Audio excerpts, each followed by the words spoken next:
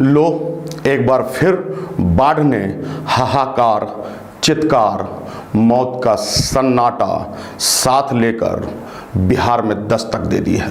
आपको बता दें कि बिहार में एक बार फिर से बाढ़ ने त्राहिमाम कर रहे लोगों के बीच हाहाकार मचाना आरंभ कर दिया है। आप देख रहे हैं अनुभवी आंखें न्यूज और मैं हूं आपके साथ संतोष गुप्ता। दोस्तों, यदि अब तक आपने हमारे चैनल को सब्सक्राइब नहीं किया है तो अभी बटन दबाकर सब्सक्राइब करें और नोटिफिकेशन पाकर खबरों से अपडेट भी रहें। अनुभवी आंखें सच दिखाते हैं, छुपाते नहीं, करते हैं देश की बात सच के साथ।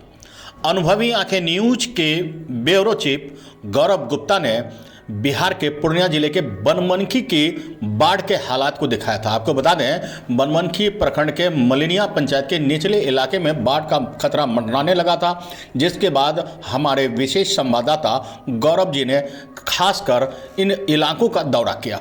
बता दें कि बाढ़ के पानी का जलस्तर बढ़ने के कारण ग्रामीण भयभीत थे और अनुभवी आंखें न्यूज पर इसे प्रमुखता से चलाया गया, जिसके उपरांत अनुमंडल प्रशासन, जनप्रतिनिधि ने संज्ञान लिया और इस गांव में तत्काल ही 2 नाव की व्यवस्था की गई है।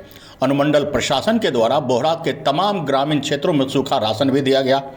बता दें कि स्थानीय पंचायत समिति सदस्य श्यामदेव ठाकुर ने बताया कि खबर चलने के बाद एसडीएम सहित आला अधिकारियों के साथ प्रशासन की टीम गांव का जायजा लिया और प्रशासन की टीम पहुंचने के बाद हम लोगों को तत्काल ही 2 नाव की व्यवस्था भी की गई और राहत सामग्री भी मुहैया कराया गया। हमारे विशेष संवाददाता ने खास क्षेत्र में जाकर दौरा किया और क्या कुछ पाया वो आप स्वयं देखिए। इस वक्त हम मौजूद हैं बनमनखी क्षेत्र के मलिना गांव के बांस टोला में, जहां विगत 2 दिन पूर्व हमने बाढ़ प्रभावित क्षेत्रों का खबर चलाया था। खबर चलने के बाद अनुमंडल प्रशासन के द्वारा संज्ञान लिया गया और इस गांव में 2 नाव की व्यवस्था की गई थी। हमारे साथ पंचायत समिति श्यामदेव ठाकुर जी हैं। हम इससे जानने की कोशिश करेंगे इस गाँव में जो समस्या थी अब क्या स्थिति है। अब जो है गांव की समस्या को अब संज्ञान में लिया है प्रशासन और जो है कुछ ध्यान दे रहा है और आगे उम्मीद भी करते हैं देंगे। इस चैनल न्यूज चलाने वाले को मैं धन्यवाद ज्ञापन करता हूं कि आपका आवाज़ वहां तक गई, प्रशासन ध्यान दिया और देने की आशा है। सामाजिक कार्यकर्ता कुछ सूखा राशन आज दिए हैं, आगे उम्मीद करते हैं कुछ देंगे। और यह टापू पर बसा हुआ जो बांस टोला है, इसका दूरी दुख दर्द को देखा जाए, दवा की आवश्यकता है। अभी जो महामारी आएगी और जो तरह तरह के उल्टी दस्त, इस गाँव में नाव के अलावा क्या कुछ और राहत सामग्री वगैरह दिया गया है?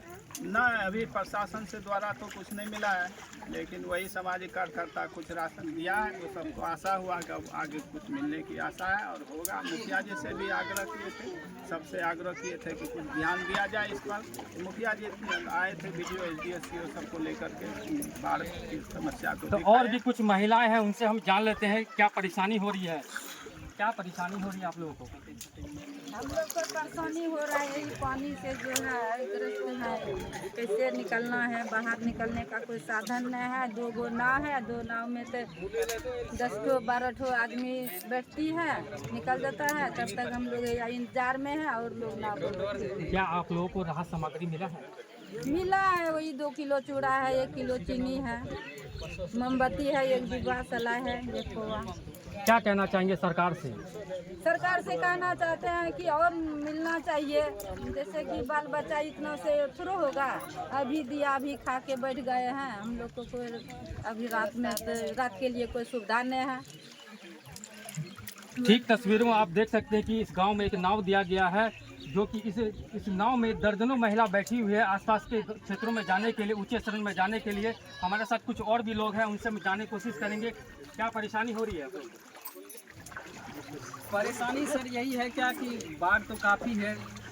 इस बाढ़ में जो है नेपाल के द्वारा जो ज़्यादा पानी छोड़ा गया, इसमें बहुत ज़्यादा बाढ़ आया हुआ है। तो इसमें गांव के कुछ घरों में पानी भी घुस गया है। बहुत महिलाएं का चूल्हे में पानी पड़ा हुआ है, तो वो सूखा राशन से ही अपना जीवन गुजर बसर कर रही है। तो कुछ सामाजिक कार्यकर्ताओं के द्वारा अगर इस गांव में कोई बीमार पड़ जाए तो किस तरह की परेशानी का सामना करना पड़ता है? ये तो सर निंदनीय है कि यहाँ अगर कोई बीमार पड़ गया तो शायद भगवान भरोसे उसका इलाज हो सकता है। क्योंकि यहाँ से आप अभी आए होंगे तो आप देखेंगे कम से कम 1 किलोमीटर आप नाव पे चल के आए हैं। तो यहाँ से निकलने के लिए आप सोच सकते हैं, अगर कोई गंभीर बीमारी से ग्रसित हो जाए तो उसकी मौत निश्चित है यहाँ। अगर सरकार हमारी बात सुन रही है तो हम उनसे आग्रह करेंगे कि यहाँ जब तक बाढ़ है तब तक डॉक्टर का कुछ कैंप लगा दे, जिनसे कि अगर कोई महिला को कुछ बीमारी हो, ऐसे भी अभी कुछ डिलीवरी अगर होना हो तो उनके लिए सबसे बड़ी दिक्कत है सर यहाँ पे। अगर कोई डिलीवरी होने के लिए यहाँ से निकला जाए तो निकलना मुश्किल है। तो आप आए हैं तो आपको ये इस रास्ते का एहसास हो चुका होगा कि किस दुर्गम रास्ते के बाद आप यहाँ पहुँचे हैं। इस वक्त हम मौजूद हैं बनमनकर क्षेत्र के मलेनिया गांव के बांस टोला में और नाव के सहारे हम यात्रा कर रहे हैं, जो कि आप देख सकते हैं कि पूरा ये गांव पूरा जलमग्न हो गया है। जो आप देख सकते हैं कि किसानों के द्वारा जो फसल उपजाई की गई थी वो इस पानी में फसल बर्बाद हो गया। कोसी बैरेज से पानी छोड़े जाने के बाद जो है तमाम जो छोटी बड़ी नदियां हैं वो उसका जल स्तर बढ़ चुका है और लोगों को आवाजाही में काफ़ी परेशानी हो रही है। यहाँ कुछ लोग जो है अपनी स्वयं निजी नाव के द्वारा लोग यहाँ से जो गांव के जो निवासी हैं उनको यात्रा सुगम करने के लिए नाव की व्यवस्था किए गए हैं। हालांकि इस जानकारी के अनुसार ये भी मिल रही है कि बनमनकी अनुमंडल प्रशासन के द्वारा 2 नाव की व्यवस्था की गई है। हालांकि इस गांव में ऐसे कई गांव हैं जो कि अछूते हैं, जो कि लोग निजी नाव के माध्यम से लोग अपने उनके गंतव्य तक पहुंचा रहे हैं। कुछ यहाँ पर जो मुसाफिर हैं, ठीक पीछे में आप देखेंगे कि कुछ मुसाफिर हैं जो कि हरियाणा से पहुंचे हुए हैं, अपने घर की ओर जा रहे हैं। हम तस्वीर आपको नहीं दिखा पा रहे हैं क्योंकि इस वक्त हम नाव में बैठे हुए हैं। ठीक हमारा पीठ पीछे आप नज़ारा देख सकते हैं कि हम कैमरामैन से कहेंगे कि वो तस्वीरें आपको दिखाएं कि किस तरह पूरा यह गांव जो है टापू बन चुका है और पूरा जलमग्न हो चुका है। जो कि तस्वीरों में भी इस दिशा में आप देखिए कि किस तरह लोग हैं जो कि पूरा जलमग्न गाँव पे है। यह गाँव लगभग 5000 से ज़्यादा आबादी वाला यह क्षेत्र है, जो लोग अपनी दुख दर्द लेकर इस गांव में रहने को मजबूर है। हालांकि जो कुछ जगहों पर घरों में पानी घुस जाने से लोग ऊंचे शरण में भी लोग शरण ले रहे हैं। हालांकि अभी तक इन लोगों के पास किसी प्रकार की राहत सामग्री नहीं पहुंची है। किसी तरह ये लोग जीवन यापन कर रहे हैं। उन लोगों से भी हम बात करेंगे और उन तस्वीरों को भी आपके साथ साझा करेंगे कि किस तरह लोग इस बाढ़ के त्रासदी में लोग किस तरह जिंदगी व्यतीत कर रहे हैं। आप देखते रहे अनोखी न्यूज के लिए गौरव गुप्ता, पूर्णिया। आपको बता दें कि ग्रामीणों ने अनुभवी आंखें न्यूज की टीम को बाढ़ की खबरों को प्रमुखता से चलाने पर धन्यवाद दिया। खबर का हुआ असर। अनुभवी आंखें न्यूज पहले भी खबर चलाती रही है और जनता की आवाज़ बनकर प्रशासन तक पहुंचाती भी रही है।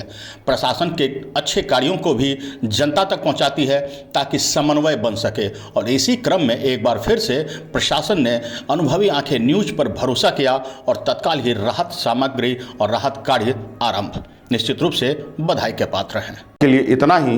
हमारे साथ बने रहिए और देखते रहिए अनुभवी आंखें न्यूज। बाढ़ के हर शहर की खबर लेकर हम आपके बीच आते रहेंगे।